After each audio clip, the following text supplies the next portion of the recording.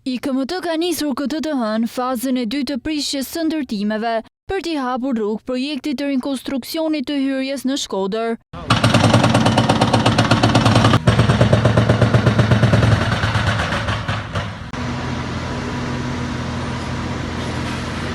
Në fokus kanë qenë ndërtimet në pedonalen e Molos. Drejtori i IKMT-s Shkodër, Emilian Nika, bëri me dije se kanë përfunduar procedurat e shpronësimit teksa do të prishen rreth 10 subjekte të shpronësuara. Paralelisht, po vjen aksioni për pastrimin e liçenit të Shkodrës dhe lumit Buna.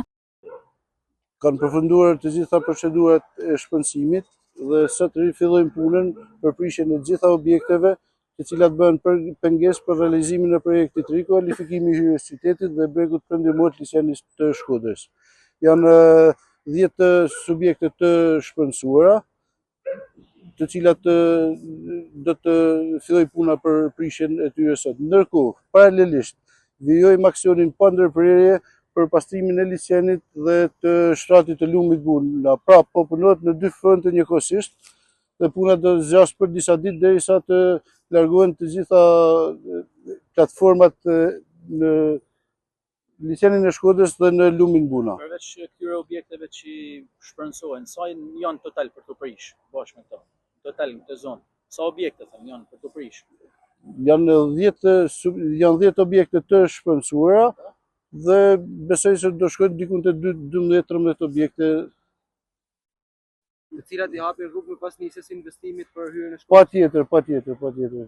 Kjo është qëllimi. Kemi gjetur, janë njoftuar, kemi gjetur mirëkuptimin e tyre, siç e shihni ka disa ditë që po punohet dhe i kanë liruar vullnetarisht objektet, dhe çdo gjë vjen normalisht dhe pa asnjë rezistencë, asnjë problematikë.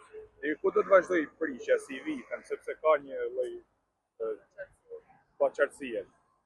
Pra deri tek Bigjisteni do të pastrohet krejt kjo zonë si vi apo deri ku do të vazhdojë?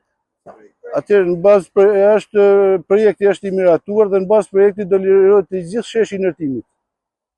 Pa përjashtim. Janë